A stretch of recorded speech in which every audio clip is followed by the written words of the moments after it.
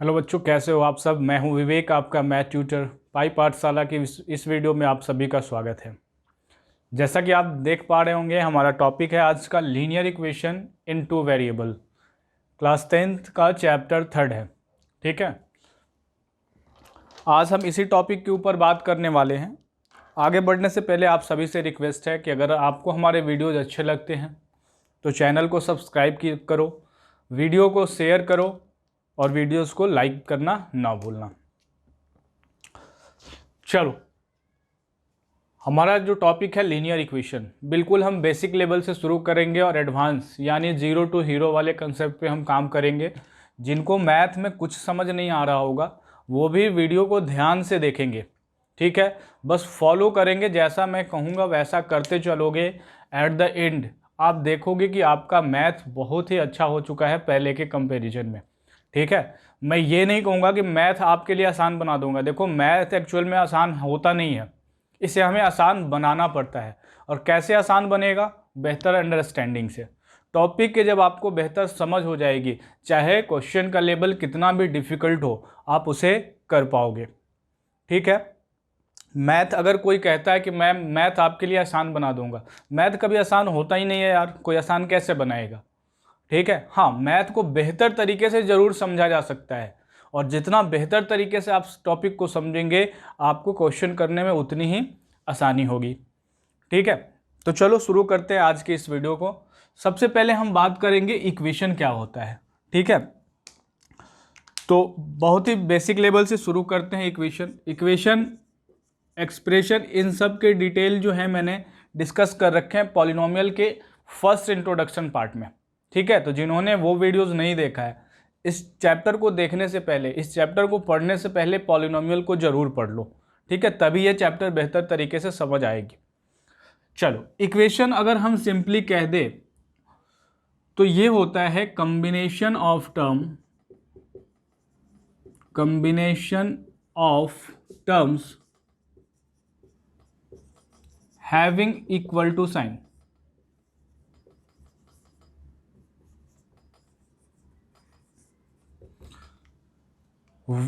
अब कोई कहेगा टर्म्स क्या होता है, तो देखो, टर्म्स मैं सिंपली बता दे रहा हूं कि टर्म्स क्या होता है। डिटेल में जानना हो तो पॉलिनोमियल के वीडियोस प्लीज देख लो, आई बटन में लिंक मैंने दे रखा है। तो टर्म्स आपके कॉम्बिनेशन हैं नंबर और वेरिएबल के। दो वेरिएबल के हो सकते हैं या फिर एक सिंगल नंबर भी हो सकता है। जैसे मैं 7 लिख दूं, ये भी एक टर्म है। जैसे मैं 7x लिख दूं, ये भी एक टर्म है। मैं xy लिख दूं, ये भी एक टर्म है। देखो, कॉम्बिनेशन है। ठीक है, 7/3x लिख दूं, ये भी एक टर्म है। ठीक है, तो टर्म क्या होता है? एक सिंगल नंबर भी हो सकता है, कॉम्बिनेशन ऑफ नंबर और वेरिएबल भी हो सकता है, कॉम्बिनेशन ऑफ वेरिएबल भी हो सकता है। ठीक है, ध्यान रखना कि जो टर्म होते हैं वो सेपरेटेड होते हैं प्लस और माइनस साइन से। जैसे मैं लिख दूं 7x + 2, बताओ इसमें कितने टर्म है? तो देखो, प्लस साइन यहाँ है, प्लस साइन के लेफ्ट साइड में ये एक टर्म हो गया, राइट साइड में ये एक टर्म हो गया। वैसे ही अभी यहाँ मैं ऐड कर दूं 2x²। अब देखो, प्लस और माइनस साइन से सेपरेटेड होते हैं, तो प्लस साइन ये रहा, प्लस साइन से इधर ये एक टर्म है, ये एक टर्म है। माइनस साइन अब पकड़ लो, माइनस साइन के इधर तो ऑलरेडी ये टर्म कंसीडर कर चुके हो, इधर आ जाओ तो ये एक टर्म हो जाएगा। तो टर्म को आप ऐसे आइडेंटिफाई कर सकते हो। ठीक है, चलो, या फिर मैं अगर सिंपली और इससे थोड़ा सा ऊपर उठूं तो हम कह सकते हैं कि ये है कॉम्बिनेशन ऑफ एक्सप्रेशन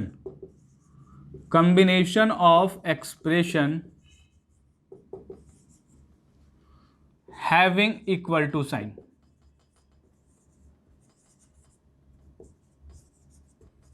अब कोई कहेगा एक्सप्रेशन क्या होता है? तो एक्सप्रेशन होते हैं कॉम्बिनेशन ऑफ टर्म। एक्सप्रेशन और इक्वेशन में अंतर है।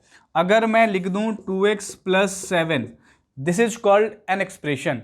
अगर इसी चीज को मैं लिख दूं 2x + 7 = 5, this is called equation.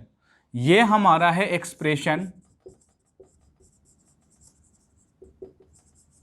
और ये हमारा क्या कहलाएगा, इक्वेशन। देखो ये एक एक्सप्रेशन हो गया और ये एक एक्सप्रेशन हो गया, ठीक है। यहां पे एक ही एक्सप्रेशन है, यहां पे दो एक्सप्रेशन है, और दोनों एक्सप्रेशन के बीच में क्या है, इज इक्वल टू साइन है। वही तो मैंने कहा, combination of expression having equal to sign. कोई डाउट है? नहीं, डाउट नहीं है। तो चलो अब आगे बढ़ते हैं। इक्वेशन में किसी को कोई डाउट, इक्वेशन पहचान सकते हो, ठीक है। अगर इक्वेशन और एक्सप्रेशन में डिटेल वीडियो चाहिए तो प्लीज आई बटन में लिंक है, जाके पॉलिनोमियल के वीडियोस देख लो। कम से कम पहला इंट्रोडक्शन पार्ट तो देख ही लो पॉलिनोमियल का, ठीक है, तभी बेहतर तरीके से लीनियर इक्वेशन को समझ पाओगे। चलो अब लीनियर, हमने इक्वेशन समझ लिया, हमें अब समझना है लीनियर इक्वेशन। लीनियर इक्वेशन, तो लीनियर इक्वेशन ऐसा इक्वेशन है जिसकी डिग्री 1 होती है। Equation having degree 1, equation having degree 1। अब कोई कहेगा डिग्री क्या होता है, तो देखो डिग्री जो होता है ना, डिग्री होता है तुम्हारा maximum power of variable, maximum power of variable in an equation.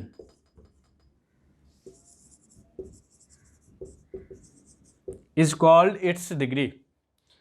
किसी भी एक्सप्रेशन में, किसी भी इक्वेशन में जो वेरिएबल का मैक्सिमम पावर होगा, जैसे मैं यहां पे एक्सप्रेशन लिख रहा हूं 2x plus 5 2x square plus 3x minus 5 2x plus 3x plus 5 is equal to 0 is equal to 0 is equal to 0। ठीक है भाई, चलो अब यहां पे देखो, यहां पे कितने वेरिएबल हैं, एक वेरिएबल है, और उस वेरिएबल का मैक्सिमम पावर कितना है, कुछ नहीं है तो 1। यहां पे वेरिएबल क्या है, एक ही वेरिएबल है लेकिन दो जगह है, दो टर्म में है, वो दो अलग अलग टर्म में एक ही वेरिएबल है, और वो वेरिएबल क्या है, x।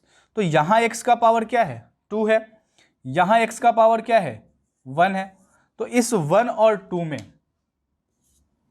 और यहां क्या है पावर, यहां देखो, यहां वेरिएबल तो यहां 3y कर लो,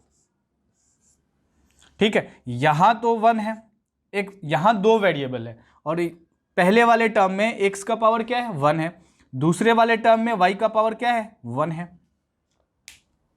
ठीक है भाई, तो चलो यहां वेरिएबल की मैक्सिमम पावर की बात कर रहे हैं, ऐड नहीं करना है।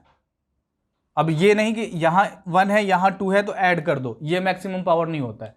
किसी सिंगल टर्म में x का पावर क्या होगा, y का पावर क्या होगा, ठीक है। अब ये नहीं कि यहां x का पावर 1 यहां y का पावर 1, दोनों को ऐड कर दो, ये मैक्सिमम पावर हो गई, तो यहां 1 1 क्या हो जाएगा, 2 हो जाएगा तुम्हारा। तो ऐसा नहीं करना है, सेपरेट टर्म में देखोगे कि वेरिएबल का पावर कितना है। तो यहां हमने देखा वेरिएबल का पावर 1 है, मैक्सिमम पावर कितना है, 1 है। यहां मैक्सिमम पावर कितना है, 2 है, और यहां मैक्सिमम पावर कितना है, 1 है। तो लीनियर इक्वेशन वो इक्वेशन होता है जिसका मैक्सिमम पावर, जिसका डिग्री, मैक्सिमम पावर 1 हो गया तो हम कह सकते हैं इसकी डिग्री कितनी है, इसका डिग्री हो जाएगा 1, इसका डिग्री कितना हो जाएगा, इसका डिग्री हो जाएगा 2। क्यों 2? क्योंकि मैक्सिमम पावर क्या है वेरिएबल का, 2 है। यहां मैक्सिमम पावर कितना है, 1 है, तो यहां डिग्री कितना हो जाएगा, 1। क्लियर है भाई? तो डिग्री में कोई डाउट है? तो लीनियर इक्वेशन वैसे इक्वेशन होते हैं जिसकी डिग्री क्या होती है, 1 होती है। तो देखो ये लीनियर इक्वेशन है क्या, बिल्कुल ये एक कैसा है, लीनियर इक्वेशन है। ये लीनियर इक्वेशन है क्या, नॉट अ लीनियर इक्वेशन। क्यों भाई, रीजन क्या हो जाएगा, क्योंकि इसका डिग्री कितना है, इसका डिग्री 2 है, तो डिग्री 1 वाले ही लीनियर इक्वेशन होते हैं, ध्यान रखोगे। अब यहाँ इसका भी मैक्सिमम पावर क्या है वेरिएबल का, 1 है, तो इसका भी डिग्री कितना हो जाएगा, 1। तो लीनियर इक्वेशन होगा क्या, बिल्कुल लीनियर इक्वेशन होगा। ठीक है भाई, आ रही है बात समझ में? चलो, अगर यहां तक समझ में आ रही है तो आगे बढ़ते हैं अब। ठीक है,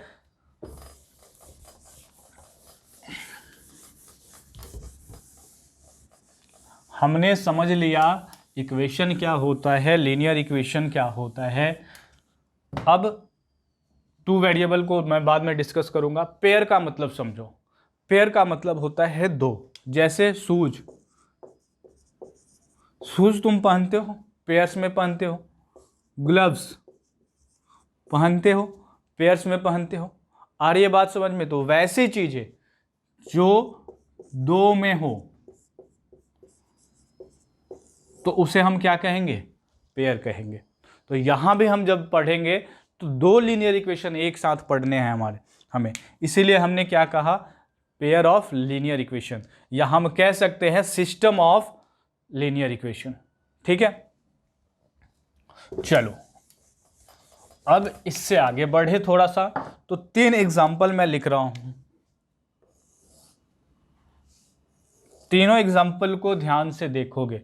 एग्जाम्पल पहला हो जाएगा तुम्हारा 2x + 4 = 10। दूसरा एग्जाम्पल है x + y = 10। तीसरा एग्जाम्पल है x + y = 10 और x - y = 4। ये 10 है भाई, दिख रहा है सबको अच्छे से? ठीक है, हमने कहा पहला एग्जाम्पल 2x + 4 = 10। अब आओ थोड़ा यहाँ पे देखो, ये यहाँ पे इक्वेशन की संख्या कितनी है, 1 है। वेरिएबल की संख्या कितनी है, देखो सिर्फ और सिर्फ इस वाले टर्म में, फर्स्ट टर्म में वेरिएबल है, बाकी ये तो कांस्टेंट टर्म है, ये भी कांस्टेंट टर्म है, यहाँ वेरिएबल नहीं है। तो हम कह सकते हैं कि हमारे पास वेरिएबल का संख्या कितना है, यहाँ पे वेरिएबल का संख्या जो है वो 1 है, और इक्वेशन कितना है, इक्वेशन भी 1 है। इक्वेशन का संख्या भी 1 और वेरिएबल का संख्या भी 1 है। अब यहां पे बात करें तो यहां पे वेरिएबल 2, इक्वेशन का संख्या कितना है यहां पे, 1। ठीक है, 1, इक्वेशन की संख्या 1, वेरिएबल की संख्या 2। यहां पे बात करें तो यहां पे वेरिएबल कितने हैं, 2। कोई कहेगा कि देखो यहां 2 वेरिएबल, यहां 2 वेरिएबल, देखो 2 वेरिएबल यहां भी है, यहां भी है, लेकिन सेम वेरिएबल है, x और y। ठीक है, अगर सेम है तो अगर कोई पूछा जाए कि कौन कौन से वेरिएबल है तो क्या कहोगे, x एंड y कहोगे। ठीक है, भले ही ये 2 बार अपीयर हुए हैं 2 अलग अलग इक्वेशन में, वो बात अलग है, लेकिन वेरिएबल की संख्या कितनी है यहां पे, 2। कौन कौन से, x एंड y। यहां इक्वेशन कितने हैं, 2। यहां कौन कौन से वेरिएबल है, x एंड y। यहां कौन कौन से वेरिएबल हैं, x एंड y। यहां कौन कौन सा वेरिएबल है, x। यहां तक बात समझ में आ गया? ध्यान से देखना, बहुत ही अच्छी बात बताने जा रहा हूं। ठीक है, अब इसको सॉल्व कर रहा हूं मैं, इसको सॉल्व कर रहा हूं। अगर इसको सॉल्व करूं तो 2x + 4 = 10 एंड 2x = 10 - 4। इस +4 को जब राइट हैंड साइड पर शिफ्ट करेंगे तो ये प्लस किस में चेंज हो जाएगा, माइनस में, और 2x = 6 और x = 3। यहाँ से x का वैल्यू क्या आ गया, 3। यानी जैसे ही x की जगह 3 रखोगे, left hand side right hand side के इक्वल हो जाएगा, और x की जिस वैल्यू पे left hand side right hand side के इक्वल हो जाए वो क्या कहलाता है, solution of the given equation at x = 3। क्या कहलाएगा, solution of the given equation at x = 3। अब इसे सॉल्व कर लें, x + y = 10। देखो तो इस इक्वेशन को अगर मान लो, लेट सपोज x = 1, x को अगर 1 मानोगे तो y को क्या होना पड़ेगा, 9 होना पड़ेगा, ये x है ये y है, ठीक है।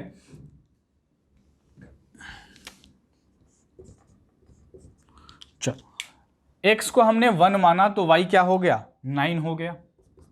9 + 1 10, left hand right hand side के इक्वल है, तो हम कह सकते हैं x = 1 and y = 9 is the solution of the given equation. अगर कोई कहेगा कि नहीं आप x = 1 क्यों, 2 क्यों नहीं मान रहे हो, बिल्कुल 2 भी मान सकते हो। अगर x को 2 मानोगे तो y क्या होगा, 8 होगा। तो हम कह सकते हैं x = 2 and y = 8 is the solution of the given equation, ठीक है। अब आगे आओ, अगर यहाँ 3 कोई मान ले तो y क्या होना पड़ेगा, y को 7 होना पड़ेगा, तभी इक्वेशन सेटिस्फाई कर पाएगा। इसी तरीके से ये सीरीज बढ़ता जाएगा। अगर कोई कहेगा कि नहीं x = मैं -1 मानूंगा, कोई दिक्कत नहीं, आप -1 मान लो। अगर x -1 लोगे तो y को क्या लेना पड़ेगा, 11 लेना पड़ेगा, ठीक है। तो ये भी क्या हो जाएगा आपका 10। तो हम ये भी कह सकते हैं x = -1 and y = 11 is the solution of the given equation. और ये सीरीज ऐसे ही बढ़ती जाएगी, यानी कि x और y की कोई फिक्स्ड वैल्यू नहीं आएगी यहाँ पे, ठीक है। अलग अलग वैल्यू आएंगे, आप अलग अलग एज्यूम कर लो, अलग अलग x एंड y की वैल्यू आ जाएगा। और वो हर एक वैल्यू जो इक्वेशन को सेटिस्फाई कर रहा होगा वो सॉल्यूशन कहलाएगा उसका। तो x = 1, x = 2, x = 3, x = -1। वैसे ही y = 9, y = 8, y = 7, y = 11, ये सारे वैल्यूज क्या हो जाएंगे, इस इक्वेशन के सॉल्यूशन कहलाएंगे, क्योंकि इन सारे वैल्यूज पे क्या हो रही है, इक्वेशन सेटिस्फाई कर रही है, ठीक है। आगे आते हैं अब इस वाले इक्वेशन में, x + y and x - y = 10 है, ये = 4। अगर इन दोनों को मैं ऐड कर दूं, ऐड करूंगा तो x + x 2x हो जाएगा, प्लस y और -y कैंसिल आउट हो जाएंगे, प्लस y और -y कैंसिल आउट हो जाएंगे, और 10 + 4 क्या हो जाएगा, 14। यहाँ से x = क्या निकल कर आ जाएगा, 7। ये 2 उधर जाएगा, 14/2, और 14/2 क्या होता है, 7 होता है। तो x = 7। अगर x 7 है तो y को क्या होना पड़ेगा, यहाँ से y = निकल कर आ जाएगा 3। अब देखो x और y की वैल्यू इसमें पुट कर दो, ये वाला इक्वेशन भी सेटिस्फाई करेगा, और इसमें पुट कर दो, ये वाला इक्वेशन भी सेटिस्फाई करेगा। x अगर 7 रख रहे हो, y 3 रख रहे हो, तो 7 - 3 4 होता है, और 7 + 3 10 होता है। अगर इंडिपेंडेंटली कंसिडर करते तो इसके भी बहुत सारे सॉल्यूशंस थे और इसके भी बहुत सारे सॉल्यूशंस थे, लेकिन जब हम कंबाइंडली इसे कंसीडर कर रहे हैं तो हमें x और y की वो वैल्यूज मिल रही है जो इस दोनों इक्वेशन को सेटिस्फाई कर रही है।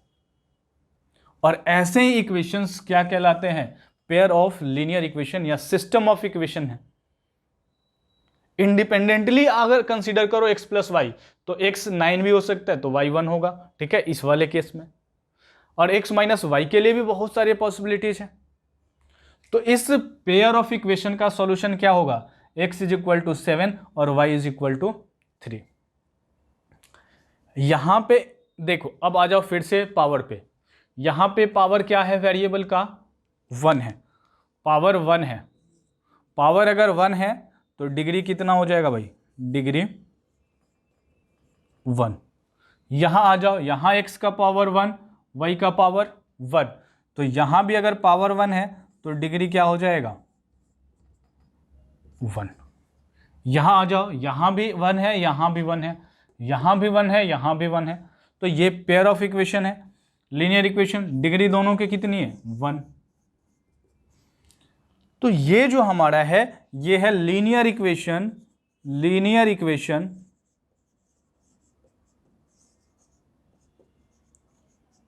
इन one variable.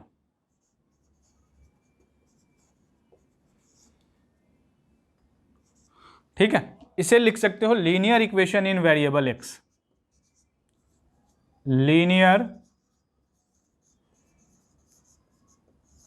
Equation in variable x। ये क्या हो जाएगा, लीनियर इक्वेशन इन वेरिएबल 2।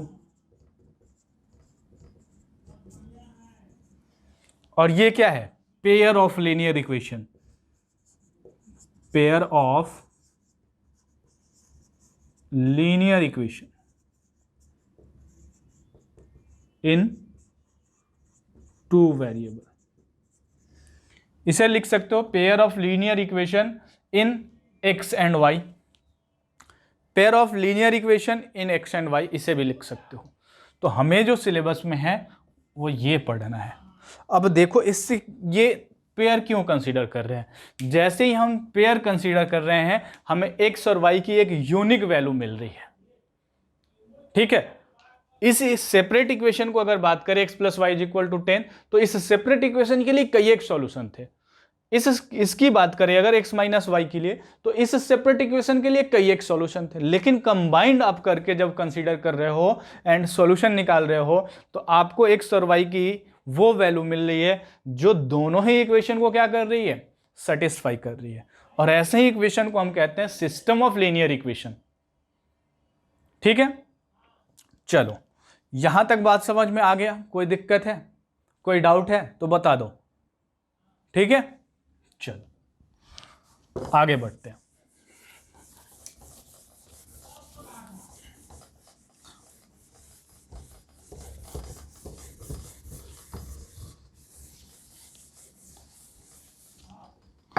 अगर आगे बढ़े यहां से थोड़ा सा, तो अब हम बात करेंगे जनरल फॉर्म,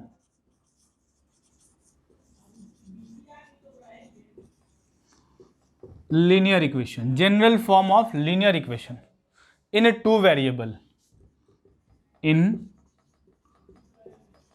two variable। देखो तो ये होगा ax plus B y plus c. X and y क्या है यहां पे, एक्स एंड वाई वेरिएबल है, क्वेश्चन में इनकी वैल्यू नहीं दी रहेगी। ए बी सी क्या है, a b c real number कुछ भी हो सकते हैं, ये इनकी वैल्यू जो है क्वेश्चन में आपको मिलेगा, ठीक है। इन सब का वैल्यू आपको क्वेश्चन में मिल जाएगा, ठीक है। A b c real number कुछ भी हो सकते हैं, ठीक है। फ्रैक्शन भी हो सकता है, इंटीजर्स भी हो सकता है, डेसिमल पार्ट भी हो सकता है, ठीक है। इरेशनल भी हो सकते हैं, रेशनल भी हो सकते हैं, ठीक है ना भाई। चलो एक और कंडीशन है, ए और बी को जीरो नहीं होना चाहिए, ए और बी को जीरो नहीं होना चाहिए। देखो अब अगर ए और बी जीरो हो जाएगा तो क्या हो जाएगा, ए और बी अगर जीरो हो गया, लेट सपोज ए अगर जीरो हो जाएगा, तो ए अगर जीरो हो जाएगा तो zero into X, zero into X plus B into Y plus C, ये वाला टर्म तो जीरो हो गया तो ये हट जाएगा, तो आपका इक्वेशन क्या बन जाएगा, बी वाई प्लस सी। यानी कि ये linear equation in one variable का केस बन जाएगा, कब, when x is equal to zero.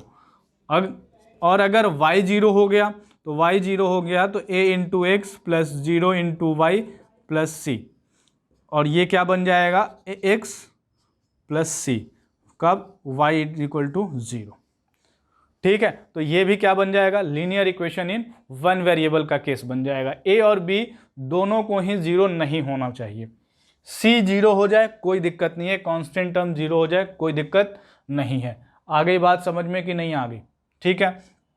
यानी कि अगर आपको इक्वेशन इस तरीके से दिख जाए, A X plus B Y is equal to zero, तब भी ये क्या है, linear equation in two variable है, ठीक है। देखो दो वेरिएबल हैं एक्स एंड वाई, x का पावर कितना है 1, y का पावर कितना है 1, तो वेरिएबल का मैक्सिमम पावर कितना हो गया 1 हो गया, ठीक है भाई। मैक्सिमम पावर जब 1 हुआ वेरिएबल का तो ये क्या हो जाएगा, लीनियर इक्वेशन कहलाएगा, और दो वेरिएबल है तो linear equation in two variable कहलाएंगे, कोई दिक्कत, ठीक है। आ गई बात समझ में भाई, ए और बी को जीरो नहीं होना चाहिए, ये एक कंडीशन हो गया।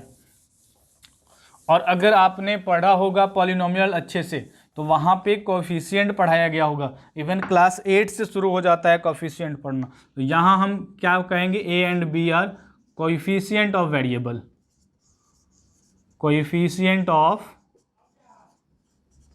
वेरिएबल, यहाँ से अब आपकी लीनियर इक्वेशन शुरू हो रही है, ध्यान से देखेंगे। ठीक है, मैंने क्या कहा कि general form of the linear equation क्या है, ax plus B y plus c. इसी फॉर्म में आपको equation is equal to zero लिख लो, इज इक्वल टू जीरो। इसी फॉर्म में आपको लीनियर इक्वेशन दिखेगा, ax plus B y plus c is equal to zero. जहां पे x और y क्या है, x एंड y वेरिएबल्स हैं, a b c क्या है, कोई भी रियल नंबर्स हैं। a b को जीरो नहीं होना चाहिए और a b क्या कहलाएंगे, कोएफिशिएंट ऑफ वेरिएबल कहलाएंगे। a किसका कोएफिशिएंट है, x का, एंड b किसका कोएफिशिएंट है, y का कोएफिशिएंट है। कोई दिक्कत नहीं। अगर यहां तक कोई दिक्कत नहीं है तो हमें तो पढ़ने हैं पेयर ऑफ लीनियर इक्वेशन। तो एक इक्वेशन और ऐसा ही आएगा, तो इन दोनों इक्वेशन को अलग करने के लिए मैं इसे कह देता हूं इक्वेशन 1 और इसे कह देता हूं इक्वेशन 2। ठीक है, जैसे कि आप बहुत खुश नसीब होते हैं तो आपके लाइफ में दो दो लोग आ जाते हैं, तो मोबाइल में नंबर कैसे सेव होता है आपका, जिंदगी 1 एंड जिंदगी 2 करते हो। ठीक है, वैसे ही यहां पे जब हमें दो इक्वेशन इंट्रोड्यूस कर दिया, हमने एक ही सिस्टम में क्या कर दिया, दो इक्वेशन को इंट्रोड्यूस कर दिया, तो उस सिस्टम को, उस इक्वेशन को आइडेंटिफाई करने के लिए हमने नाम दे दिया equation number 1 and equation number 2। और इक्वेशन 1 का जो रियल नंबर था उसका भी हमने a1 b1 एंड c1 कर दिया। वैसे ही ये भी a2 b2 एंड c2 कर दिया हमने।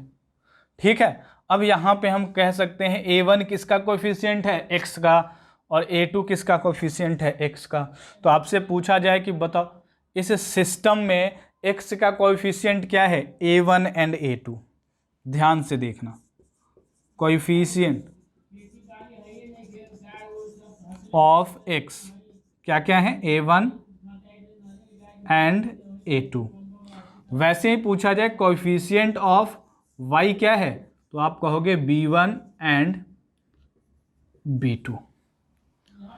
वैसे ही आपसे पूछा जाए कि बताओ कांस्टेंट टर्म क्या है, कांस्टेंट टर्म कौन कौन से हैं, तो कांस्टेंट टर्म है c1 एंड c2। यहां तक पहचान लोगे, कोई दिक्कत है। चलो एक इक्वेशन मैं लिख रहा हूं, मुझे फटाफट बताओगे a1 a2 a1 b1 c1। ठीक है, चलो 5x minus 4y plus 8 is equal to 0। बता दो फटाफट ये a b c कंपेयर करके। तो यहां a पूछा जाए कोई तो क्या कहोगे, 5 है। b का वैल्यू कितना है, ध्यान रखोगे यहां पे प्लस है और यहां माइनस है, तो माइनस अगर हो जाए, आ जाए इक्वेशन में, तो b का जो वैल्यू होगा माइनस साइन के बताओगे। तो यहां कहोगे a is equal to 5 and b is equal to -4 and c is equal to 8। कोई दिक्कत, हमने कंपेयर किया 5x को किससे, ax से। ठीक है, फिर -4y को किससे कंपेयर किया, प्लस b1y से। तो यहां से b का वैल्यू निकलकर क्या आ गया, -4। ठीक है, अरे भैया देखो इस पूरे इक्वेशन को एक्चुअल में ये लिखा हुआ है ऐसे, 5x प्लस -4y प्लस 8। देखो अब इस फॉर्म में दिखने लगा, तो b का वैल्यू कितना है, चूंकि ये माइनस ये इस प्लस के साथ मिलकर क्या बना दिया है, माइनस बना दिया है। एक्चुअल में ये ऐसे लिखा हुआ है। ठीक है, अब चलो थोड़ा सा, अब यहां पे मैं एक और इक्वेशन पुट कर रहा हूं, वो इक्वेशन है 7x प्लस 6y प्लस 5 नहीं लिखो 7 लिख दो, इज इक्वल टू 0। ठीक है, चलो अब बताओ ये इक्वेशन नंबर 1, ये इक्वेशन नंबर 2, अब कंपेयर करो इसे इक्वेशन नंबर 1 से। तो a1 का वैल्यू कितना आएगा, 5। a1 इज इक्वल टू 5 और a2 is equal to, a2 के लिए कहाँ आना पड़ेगा, इक्वेशन 2 में।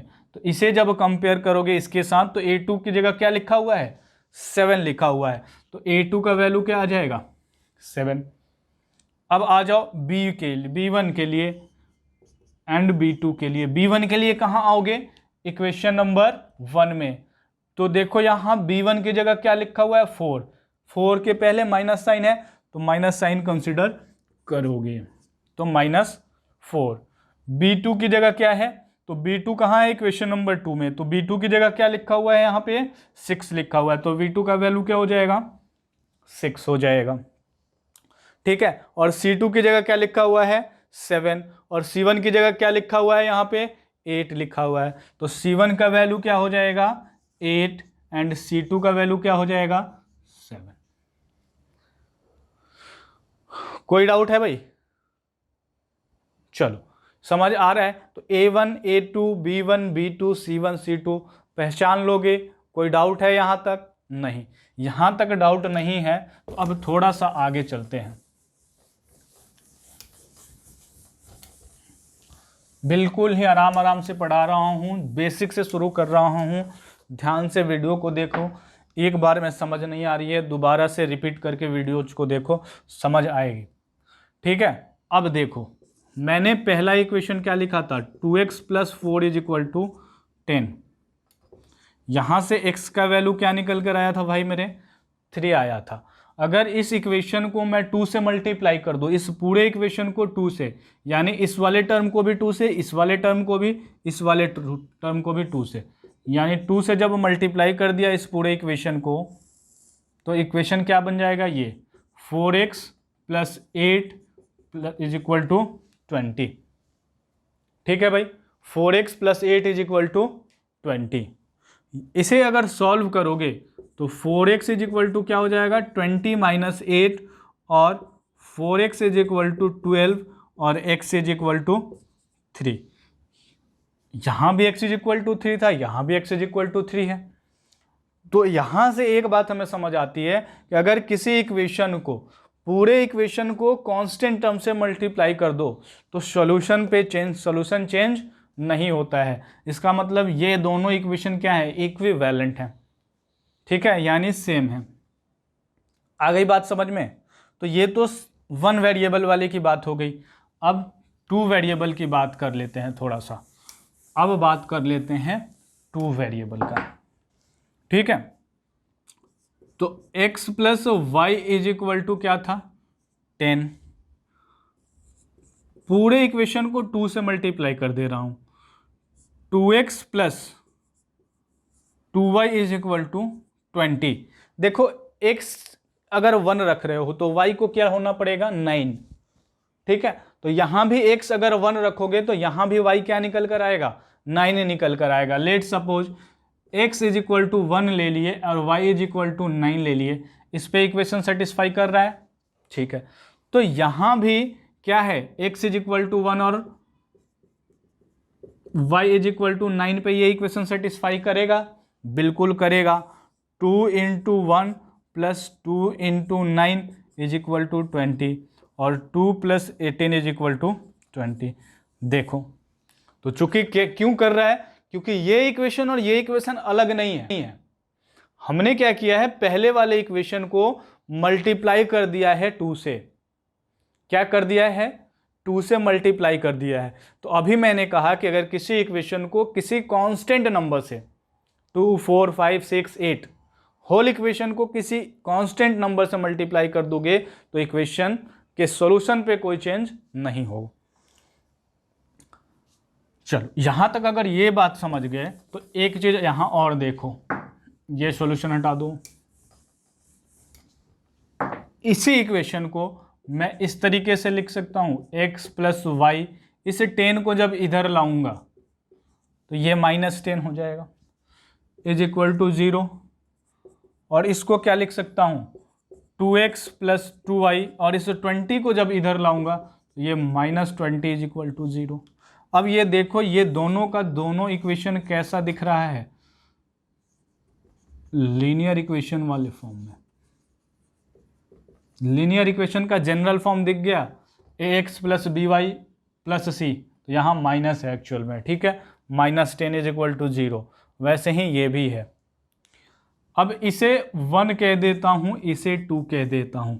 अब मुझे फटाफट से बताओ a1 का वैल्यू कितना है, यहां पे कुछ नहीं है x के पहले, यानी 1 इंटू एक्स।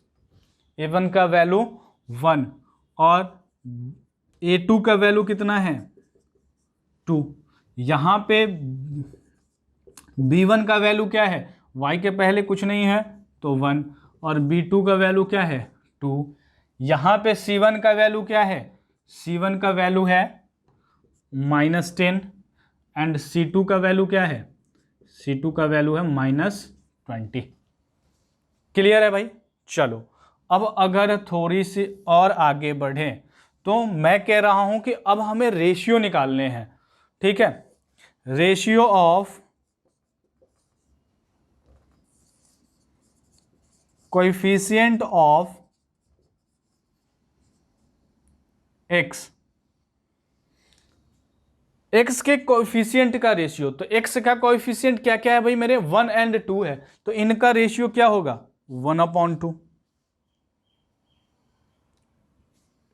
a1/a2 का रेशियो क्या निकल कर आ गया 1/2। वैसे ही अगर कोई कह दे रेशियो ऑफ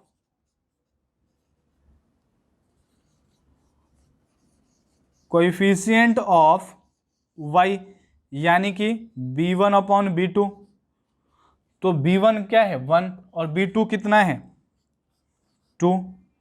वैसे ही अगर कोई कह दे कि कांस्टेंट टर्म का ratio, ratio of constant term,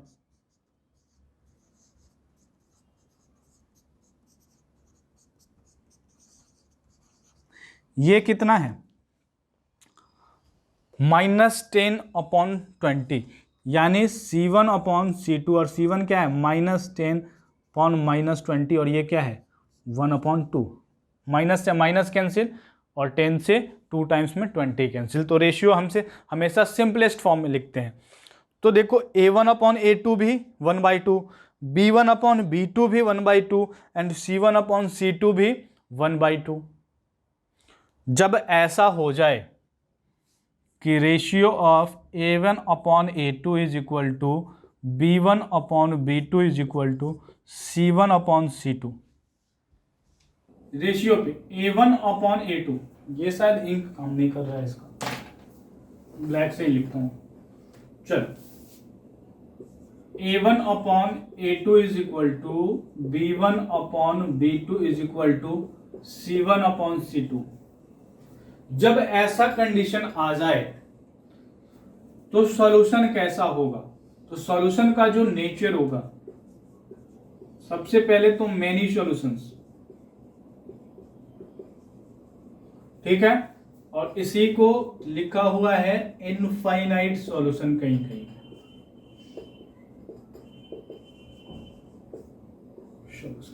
ठीक है, तो सॉल्यूशंस कितने होंगे ऐसे इक्वेशंस के, 2 इक्वेशंस अगर दिए हो जहां पे कोएफिशिएंट का जो रेशियो है x और y वो सेम हो जाए और साथ ही साथ जो कांस्टेंट टर्म का रेशियो है वो भी सेम हो जाए, यानी इक्वेशन हमारे पास ऐसा मिलेगा a1x plus b1y plus c1 is equal to 0, a2x plus b2y plus c2 is equal to 0।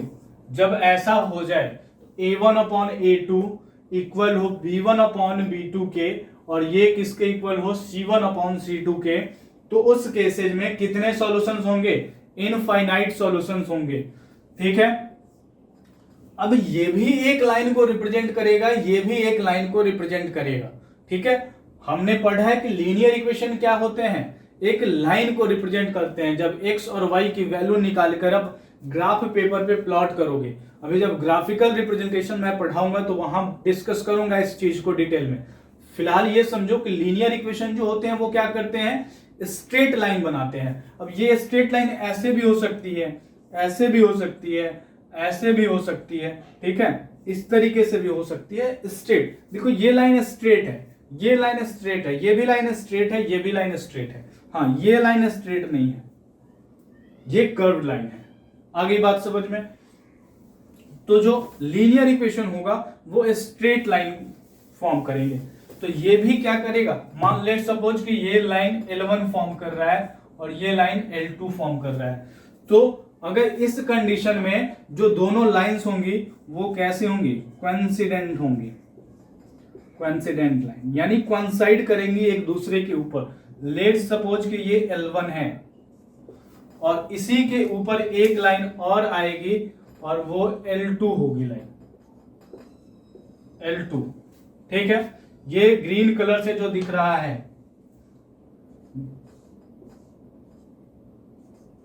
ये L2 होगी, ठीक है। इसका इंक खत्म हो गया यार, लाइन क्या हो जाएगा, L2 हो जाएगा। और जब आप ऐसे सिस्टम का सॉल्यूशन निकाल पा रहे हैं, यहां सॉल्यूशन तो निकाल रहे हैं, भले ही वो बहुत सारे सॉल्यूशन है, इनफाइनाइट सॉल्यूशन पॉसिबल है, लेकिन सॉल्यूशन निकाल पा रहे हैं कि नहीं निकाल पा रहे हैं। तो जब हम किसी भी दो इक्वेशन के यानी पेयर ऑफ लीनियर इक्वेशन का जब आप सॉल्यूशन निकाल पाते हैं, वैसे इक्वेशन को कहते हैं कंसिस्टेंट इक्वेशन, ठीक है। तो ये तीन बातें जो इंपॉर्टेंट निकल कर आई, ये आपको समझनी है कि जब लीनियर इक्वेशन के कोएफिशिएंट का रिलेशन इस तरीके से आ जाए, a1/a2 is equal to b1/b2 is equal to c1/c2, तो क्या होंगे, कितने सॉल्यूशंस पॉसिबल हैं उस पेयर के लिए, उस सिस्टम के लिए, इनफाइनाइट सॉल्यूशंस। लाइन दोनों कैसी होंगी, आपस में कोइंसाइड करेंगी एक दूसरे के ऊपर, यानी कि जितनी टाइम्स लाइन एक दूसरे को टच करती हैं उतने ही सॉल्यूशन पॉसिबल होते हैं, हमने देखा भी था, ठीक है, पॉलिनोमियल्स में। और साथ ही साथ वैसे इक्वेशंस को क्या कहते हैं, कंसिस्टेंट इक्वेशन कहते हैं। आ गई बात समझ में भाई कि नहीं आ गई, ठीक है। चलो अब देखो, मान लो कोई ऐसा भी तो होगा इक्वेशन जहां पे a1 a2 का रेशियो इक्वल नहीं होगा। तो जब रेशियो इक्वल नहीं होगा तो वैसे सिचुएशन में when a1/a2 not is equal to b1/b2, जब ये दोनों इक्वल हो गए, नहीं हुए, तो आगे का रिलेशन हम नहीं देखेंगे, इसके साथ c1 c2 का क्या रिलेशन है वो नहीं देखना है। अब ये बराबर होंगे c1 c2 के कि बराबर नहीं होंगे, उससे मतलब नहीं है, ये चीजें हट जाएंगी। जैसे ही coefficient of x not is equal to ratio of coefficient of x not is equal to ratio of coefficient of y, तो आगे की जो रेशियो है यानी कांस्टेंट टर्म का जो रेशियो है उसको हम कंसीडर नहीं करेंगे।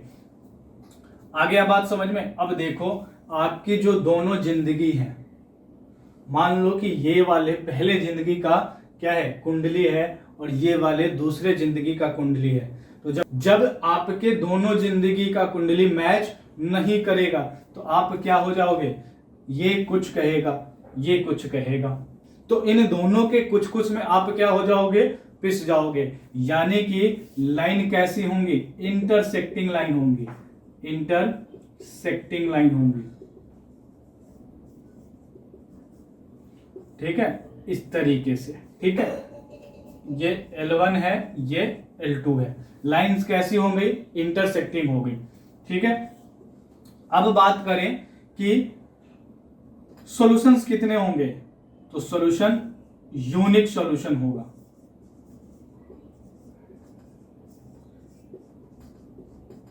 अब कुछ बच्चों को समझ नहीं आ रहा होगा कि यूनिक सॉल्यूशन क्या है। तो देखो भाई, x और y की कोई एक वैल्यू निकलकर सामने आ जाए, वैसे भी जब आप क्लासरूम में अगर कोई भी चीज आपको यूनिक लगती है, यानी कोई भी व्यक्ति आपको यूनिक लगता है, तो क्या लगता है, वो बाकी सबसे अलग लगता है कि नहीं लगता है। यानी वो पूरे के पूरे क्लास में आपको क्या लगता है, अकेला लगता है इंसान जो सबसे क्या हो, अलग हो। तो वैसे ही यहां जो सॉल्यूशन निकल कर आएगा वो यूनिक होगा, सबसे अलग होगा, यानी कि एक ही वैल्यू होगी x और y का, जहां पे ये दोनों इक्वेशन क्या कर रहे होंगे, सेटिस्फाई कर रहे होंगे, तो उसे ही क्या कहते हैं, यूनिक सॉल्यूशन कहते हैं। और चूंकि सॉल्यूशन निकाल पा रहे हैं तो इसे हम क्या कहेंगे, कंसिस्टेंट इक्वेशन कहेंगे, ठीक है भाई, ठीक है। आपके दोनों जिंदगी का कुंडली मैच नहीं हुआ तो ये कुछ कहेंगे, ये कुछ कहेंगे, और इन दोनों के कुछ कुछ में आप पिस जाओगे, यानी कट जाओगे। लाइन कैसी होंगी? इंटरसेक्टिंग होंगी। और दोनों लाइन जितने पॉइंट पे एक दूसरे को टच करती हैं उतने ही सॉल्यूशंस पॉसिबल होते हैं। तो ये दोनों लाइन एक दूसरे को एक ही पॉइंट पे टच कर रही हैं, तो सॉल्यूशंस कितने होंगे? एक सॉल्यूशन होंगे। और किसी भी दो इक्वेशन का एक ही सॉल्यूशन मिले आपको तो उसे हम क्या कहते हैं? यूनिक सॉल्यूशन कहते हैं। और जिन इक्वेशंस का, जिन पेयर्स ऑफ इक्वेशन का आप सॉल्यूशन ढूंढ पाते हैं वैसे इक्वेशन को क्या कहते हैं? कंसिस्टेंट इक्वेशन कहते हैं। चलो इससे थोड़ा सा और आगे बढ़े तो ऐसा भी तो सिनेरियो हो सकता है कि जहां पे ये दोनों तो इक्वल हैं, ये दोनों तो इक्वल हैं, लेकिन C1/C2 यानी ये आपके जिंदगी 1 की कुंडली थी, ये जिंदगी 2 की कुंडली है और ये अब आपकी कुंडली है। तो इन दोनों की कुंडली मैच हो गई और आपकी कुंडली मैच नहीं हो रही है इन दोनों से। तो वैसे सिचुएशन में क्या किए जाओगे? आपको लात मारकर भगा दिया जाएगा। अगर आपको लात मारकर भगा दिया जाएगा यानी लाइंस कैसी होंगी? लाइंस होंगी पैरेलल।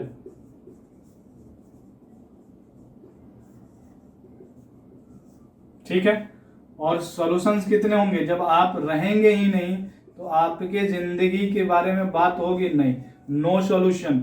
और चूंकि हम इसके जब कोई सॉल्यूशन नहीं निकल पा रहे हैं पेयर ऑफ गिवन इक्वेशन के लिए, तो वैसे पेयर को क्या कहते हैं? इनकॉन्सिस्टेंट इक्वेशन कहते हैं। Inconsistent equation.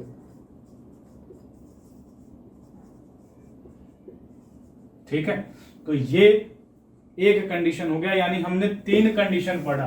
कौन कौन से? मान लो कंडीशन नंबर ये पहला, कंडीशन नंबर 2 क्या था? जहां पे A1/A2 is equal to B1/B2 is equal to C1/C2। और कंडीशन नंबर 3 क्या था? जहां पे A1/A2 not is equal to B1/B2। तो जब ये कंडीशन था तो लाइन कैसी थी? पैरेलल थी। सॉल्यूशन कितने थे? कोई सॉल्यूशंस नहीं मिल रहा था। और ऐसे इक्वेशंस को क्या कहते हैं? इनकॉन्सिस्टेंट इक्वेशन कहते हैं। ठीक है। यहां पे क्या हो रही थी? लाइंस हमें मिल रही थी कोइंसिडेंट लाइन थी, कोइंसाइड कर रही थी लाइन एक दूसरे के ऊपर। सॉल्यूशन कितने थे?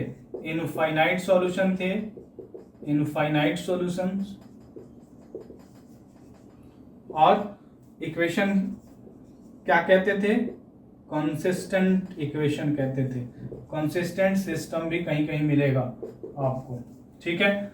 और इस कंडीशन में लाइंस कैसी थी? इंटरसेक्टिंग लाइन थी, इंटरसेक्टिंग लाइंस थी। और यहां पे सॉल्यूशंस कैसे थे? यूनिक सॉल्यूशन था, यानी एक एक्स और वाई की एक वैल्यू आपको मिल रही थी, एक ही वैल्यू थी जहां पे इक्वेशन सेटिस्फाई कर रहा था। और चूंकि सॉल्यूशन निकाल पा रहे हैं तो क्या हो जाएंगे? ये कंसिस्टेंट इक्वेशन। ठीक है भाई, नोट डाउन कर लीजिए। अभी तक जो हमने पढ़ा वो ये पढ़ा। ठीक है। इसके बेसिस पे क्वेश्चन है। ठीक है। आप पेज नंबर 49 ओपन करें, एनसीईआरटी का एक्सरसाइज 3.2 क्वेश्चन नंबर 2, 3 एंड 4 इसी कंसेप्ट पे बेस्ड है। अब आप कहेंगे एक्सरसाइज 3.2 पे सीधे चले गए। अभी ना तो मैं आपको ग्राफिकल मेथड पढ़ाया हूं ये, और ना ही अलजेब्रिक मीनिंग बताया हूं इन सब चीजों का। ठीक है। तो अभी हम और बात करेंगे अगले क्लास में। पहले तो आप ये पता लगाओ कि जो पेयर ऑफ इक्वेशन है उसका सॉल्यूशन एग्जिस्ट करता है कि नहीं करता है, लाइंस कैसी होंगी, इंटरसेक्टिंग होंगी, उसके बाद तो ग्राफ बनाएंगे ना। तो अभी ग्राफ की चर्चा हम अगले क्लास में करेंगे। ठीक है। तो कुल मिला के हमने देख लिया ये 3 चीजें। ठीक है। इस पे चलो एक क्वेश्चन करा दे रहा हूं मैं, इसके बेसिस पे आपके एक्सरसाइज का ही क्वेश्चन करा देता हूं। और 3.2 का क्वेश्चन नंबर 2 का फर्स्ट पार्ट, जहां पे आपसे पूछा गया है A1/A2, B1/B2 एंड C1/C2 को कंपेयर करो। A1/A2, B1/B2 एंड C1/C2 को कंपेयर करके बताना है कि लाइंस कैसी होंगी, पैरेलल होंगी कि कोइंसिडेंट लाइन होंगी कि इंटरसेक्टिंग लाइन होंगी। ठीक है। चलो, तो इक्वेशन जो आपका दे रखा है 5x minus 4y plus 8 is equal to 0 और 7x plus 6y minus 9 is equal to 0। तो सबसे पहला स्टेप होगा on comparing the given equation, on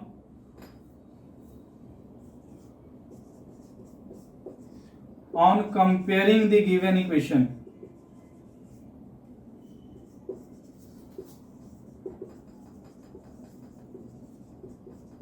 जब हम गिवन इक्वेशन को कंपेयर करेंगे किससे, general form of the equation से, तो हमें क्या मिलकर आएगा, a1 is equal to 5, a2 is equal to 7, वैसे ही b1 is equal to -4, b1 is equal to -4, negative sign है तो निगेटिव साइन कंसीडर करेंगे, and b2 is equal to 6, and c1 is equal to 8, and c2 is equal to -9।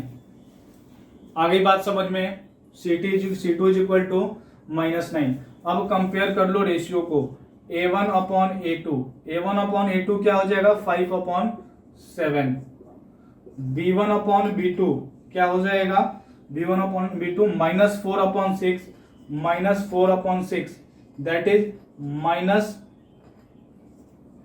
-2/3। अब देखो जैसे ही a1 upon a2 not is equal to b1 upon b2 आ जाए, c1 upon c2 को देखने की जरूरत नहीं है, तो यहां से हम कह सकते हैं a1 upon a2 not is equal to b1 upon b2। और ये वाला केस किसका था, जब आपके दोनों जिंदगी का कुंडली मैच नहीं हो रहा था, तो आप क्या हो जा रहे थे, इनके कुछ कुछ में कट जा रहे थे, यानी लाइंस कैसी थी, इंटरसेक्टिंग लाइंस थी। तो आंसर क्या हो जाएगा, इंटरसेक्टिंग लाइन।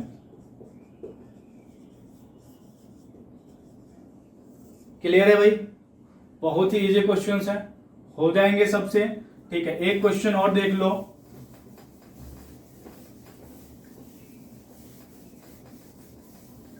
ठीक है, ये क्वेश्चन नंबर 2 का फर्स्ट पार्ट था। थर्ड पार्ट देखो 3 पार्ट हैं, ठीक है, क्वेश्चन नंबर 2 में 3 पार्ट है, क्वेश्चन नंबर 3 में 5 पार्ट्स हैं, और क्वेश्चन नंबर 4 में आपके जो हैं वो 4 पार्ट हैं, ठीक है, 4 पार्ट हैं। तो इन क्वेश्चन नंबर 2, 3 एंड 4 आप करेंगे घर से, ठीक है। 6x minus 3y plus 10 is equal to 0 and 2x minus y plus 9 is equal to 0। ठीक वैसे ही करेंगे on comparing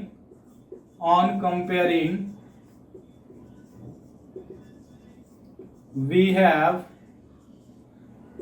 a1 is equal to 6, a2 is equal to 2, b1 is equal to -3, b2 is equal to -1, c1 is equal to 10 and c2 is equal to 9। ठीक है, a1 a2 b1 b2 c1 c2 हमने निकाल लिया। अब इनके ratio निकालते हैं। a1 upon a2 क्या हो जाएगा, 6/2 that is 3। b1 upon b2 that is -3/-1 that is 3। अब देखो a1 upon a2 b1 upon b2 same आ गया। अब हमें c1 अपॉन c2 निकालना पड़ेगा। तो c1 अपॉन c2 क्या हो जाएगा, 10/9 दैट इज 5/3। तो हम यहां से देख पा रहे हैं a1 अपॉन a2 तो बराबर है b1 अपॉन b2 से, लेकिन इक्वल नहीं है c1 अपॉन c2 से। तो आपके दोनों जिंदगी का कुंडली तो मैच हो रहा है, लेकिन आपकी कुंडली नहीं मैच हो रही है उन दोनों से। तो आप क्या कर दिए जाओगे, मारकर भगा दिए जाओगे। ठीक है, ये दोनों आपस में मिल जाएंगे और आपकी खूब कुटाई होगी। ठीक है, खूब कुटाई होगी तो आप क्या करोगे, भाग जाओगे। ठीक है, जब आप भाग जाओगे तो इसका मतलब क्या हो गया, लाइन कैसी होंगी, लाइन पैरेलल होंगी।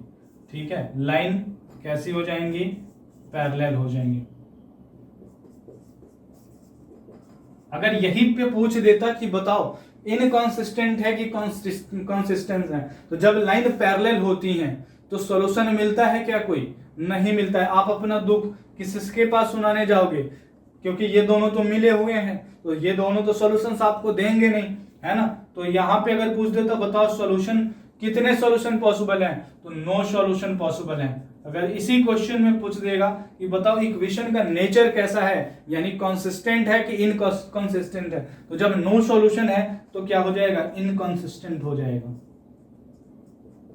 तो क्वेश्चन नंबर 3 में आपसे पूछा गया है कि बताओ सॉल्यूशन इक्वेशन जो है वो कंसिस्टेंट है कि इनकंसिस्टेंट है, और क्वेश्चन नंबर 4 में पूछा गया है आपसे कि बताओ सॉल्यूशंस कितने हैं। तो ये था हमारा इंट्रोडक्शन पार्ट लीनियर इक्वेशन का। अगली क्लास में हम डिस्कस करेंगे इसके ग्राफिकल मेथड को, ठीक है, यानी ग्राफ को समझने की कोशिश करेंगे। उम्मीद करते हैं कि आपको ये वीडियो पसंद आया होगा। अगर पसंद आता है तो प्लीज वीडियो को लाइक करो, वीडियोस को अपने फ्रेंड्स के साथ शेयर करो और चैनल को सब्सक्राइब जरूर कर लो, ठीक है। तो चलो आज के लिए इस वीडियो में इतना ही, मिलेंगे अगले वीडियो में, तब तक के लिए till then take care, bye bye.